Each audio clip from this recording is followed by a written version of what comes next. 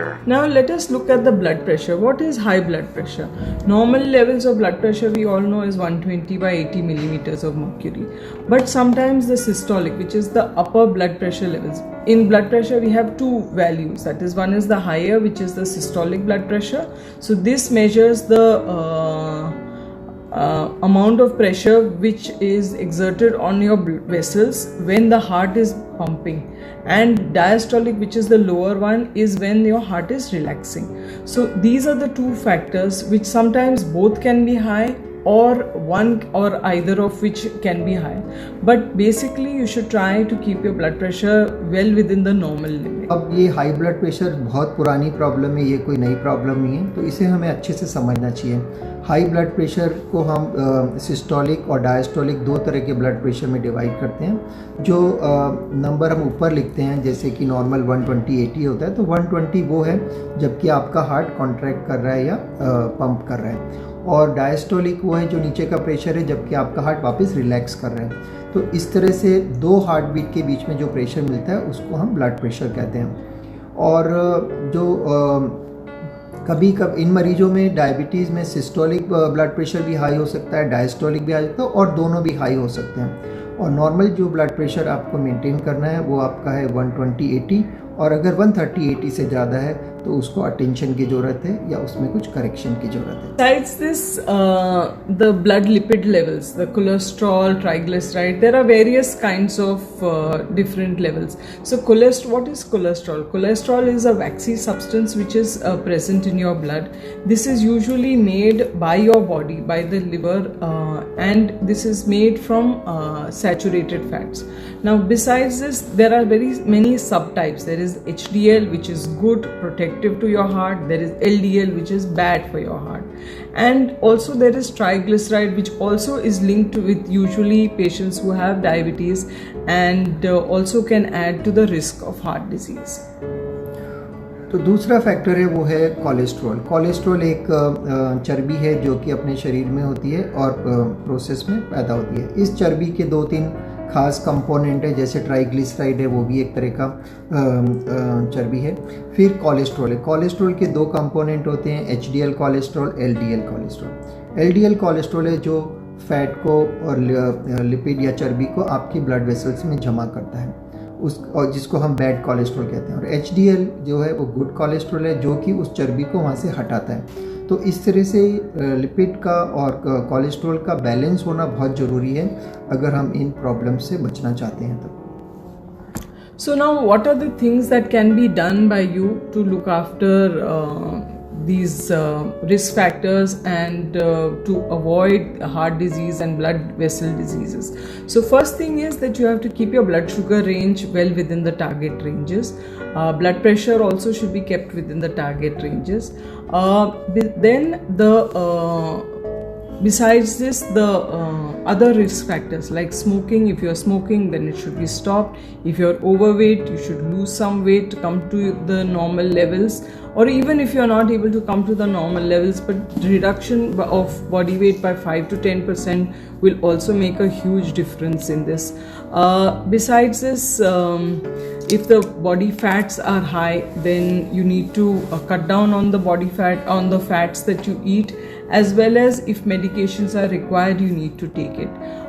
Exercise is something which is very good. It helps your heart pump better.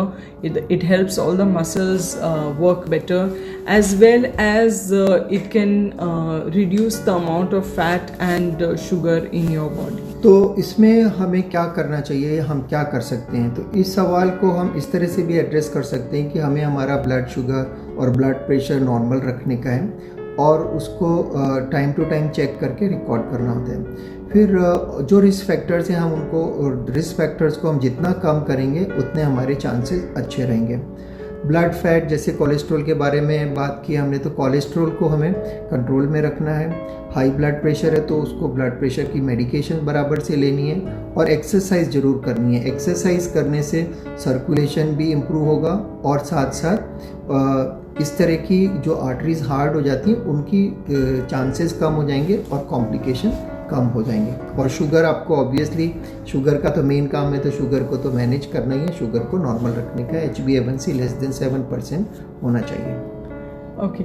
Now, what are the signs of decreased blood flow that you should be aware of? Symptoms like uneasiness, sometimes spells of fainting, chest pain, feeling uncomfortable, swelling of legs is something that should be looked at.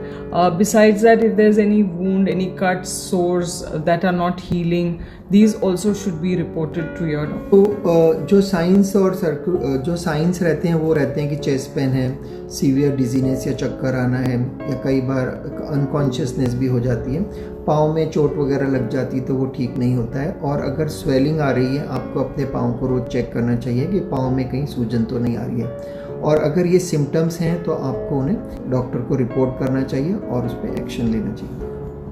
Besides this, what else can you do? You can visit your doctor every year, as we have said earlier, that you should have your annual checkup, your blood test. In this, especially your lipid levels are very important. Blood pressure levels also should be checked. The circulation should be monitored. If required, Doppler studies might be done. ECG, if required, should be done. So these are few things that can be done at least once a year, so that you know that you're well within the normal parameters. तो investigation की बात करेंगे तो investigation में हमें yearly regular checkup करना चाहिए, cardiogram करना चाहिए, स्ट्रेस टेस्ट भी कर सकते हैं और 2D इको भी कर सकते हैं। तो इस तरह से ये डॉपलर स्टडी वगैरह करने से भी मालूम पड़ता है कि आर्टरीज की कंडीशन कैसी है, और ये इन्वेस्टिगेशन हमें मदद करते हैं सही दवाइयाँ या सही मेडिकेशन प्रिस्क्राइब करने में। Now, what is the supportive treatment for this condition? So first is that you have to have a diet meal plan as per your condition. The calories, low fat, high fiber, and definitely low sugar in the food. Exercise regularly should be done, as we have said earlier, at least 30 to 45 minutes of exercise should be there. But if you have not exercised, then you can start slowly and slowly build it up. Start with 10 to 15 minutes and slowly build it up. The medications that are prescribed by your doctor should be taken regularly. You have to look after your feet, see that they are good, clean, and do not have any non-healing wounds or cuts and sores which are there should heal quickly. Besides that, if you take the medications regularly, the chances of delaying the onset of heart disease or any other circulatory disease is definitely much better.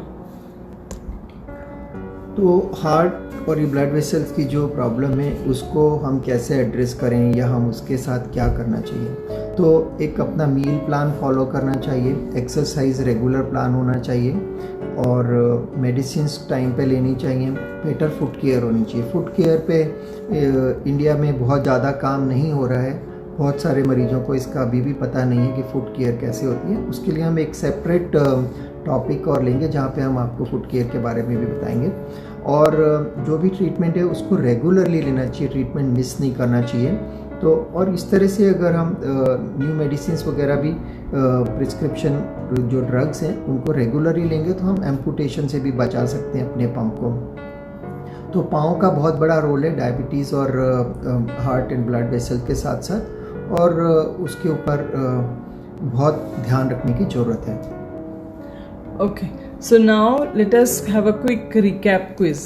So basically, what are the different types of blood vessels that we have in our body? Arteries वो हैं जो blood heart से organ की तरफ ले जाती हैं, और वेन्स वो हैं जो वापस ब्लड को रिचार्ज करने के लिए हार्ट में लेके आती हैं, और कैपिलरीज हैं जहाँ पर ये ऑक्सीजन और उसका ट्रांजैक्शन होता है। Yes, that's right. We have three types of vessels: arteries, veins, and capillaries. Arteries carry the oxygen and the nutrients to the various parts of the body. Capillaries is where the transfer takes place to every cell, and the veins is what carries the waste products back to the heart or for disposal to the kidney or wherever beyond. Now, how does diabetes affect the heart and the blood vessels? So basically it affects the heart and the blood vessels by narrowing the blood vessels. So this can occur in the heart, which causes a heart attack. It can occur in the brain, which causes a stroke. It can occur in the periphery, which leads to gangrene. So these are the three most important things that we need to know in diabetes. What are the complications with the blood vessels? Now what happens when the arteries of the legs are damaged? What are the symptoms of it? And sometimes people don't feel any sensation, or in that process, if they get any injury or cut and wound, then it doesn't heal. It leads to the amputation or the gangrene. So this is all caused in the legs and the feet. Yes, that's right. So basically that's what happens, that if the arteries are narrowed in the feet, then it starts with cramps and slowly can progress to non-healing ulcers and can even lead to amputations. Now what happens when the arteries of the heart are affected? Chest pain, unease, or sometimes even there is no pain, but usually indigestion, symptoms like that, those are what are the common complaints. Of course, very few diabetic people do also have complaints of pain in the chest, which is the classical radiating to the left shoulder kind of pain also. Now what happens when the blood vessels of the brain are affected? So when the blood vessels of brain gets affected, then it leads to the severe dizziness and unconsciousness also, which can lead to stroke and brain damage.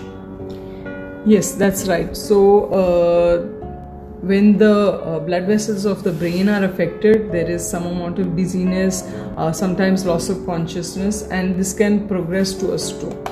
Now what are the things that can be done to avoid these complications? So to avoid this complication या इन सबको से बचने के लिए हमें ABCDEF वाला formula use करना पड़ेगा, और इस फार्मूले के बारे में डॉक्टर लोतिका और हमें डिस्क्राइब करेंगे. Yes. So basically the easy to remember thing is A. A is for your A1C. A1C is your blood sugar level control. See that your A1C is as close to 7% as possible. Then B is your blood pressure. See that your blood pressure is as close to 120 by 80 millimeters of mercury. C is keep your cholesterol. All the parameters of cholesterol should be within the normal limits. D is look after your diet. See that you follow the diet plan that you need to, and keep your weight in control. Then E is exercise. Exercise at least for 30 to 45 minutes a day, preferably a walk or any other cardio activity that you enjoy doing. Then F is for feet. Look after your feet. They are very important, especially in a diabetic person. तो हम उसको इस तरह से भी देख सकते हैं कि इनसे बचने के लिए हमें ABCDEF ये वाला एक एक्सरसाइज और ये एक रिडल है, हमें याद रखनी चाहिए. A है जिसका मतलब है कि A1C, तो A1C कंट्रोल रखना है less than 7%. B is for your blood pressure, तो हमारा ब्लड प्रेशर कंट्रोल में रहना चाहिए. C का मतलब है कि आपका कोलेस्ट्रॉल आपका जो भी उसके नॉर्मल पैरामीटर हैं एज़ पर आपके प्लान उसमें रखने का है. D फॉर डाइट में आपको विशेष तरह से ध्यान रखना है कि आप कोलेस्ट्रॉल और चर्बी की मात्रा, तेल का कम सेवन करें और मिठाई वगैरह अवॉइड करें. हाई कार्बोहाइड्रेट डाइट अवॉइड करें. एक्सरसाइज के लिए जैसे हम पहले भी बता चुके हैं कि आपको दिन में कम से कम 30 मिनट या 30 मिनट एक्सरसाइज करनी चाहिए, और सिंपल और बेसिक एक्सरसाइज प्लान होता है वॉकिंग करने का. तो वॉकिंग करने से भी ये प्रॉब्लम में कमी हो सकती है. फिर आपको पाँव के ऊपर बहुत ध्यान रखना है, क्योंकि जिस तरह से डायबिटीज़ लंबी होती जाती है, 10 साल 20 साल पुरानी, धीरे धीरे सेंसेशन, न्यूरोपैथी और वेस्कुलोपैथी होने लगती है, जिससे सर्कुलेशन कम होता है और नई नई प्रॉब्लम्स आती हैं. तो पाँव का आपको बहुत अच्छे से ध्यान रखना है. With this, I would like to conclude now. Thanks a lot for the support from the events team under Rotarian Gargi Mukherjee and Rotarian Sunil Gautam. Thanks also to Rotarian Dr. Manish Motwani for the support. He is the Chief Coordinator of Rotary District 3141.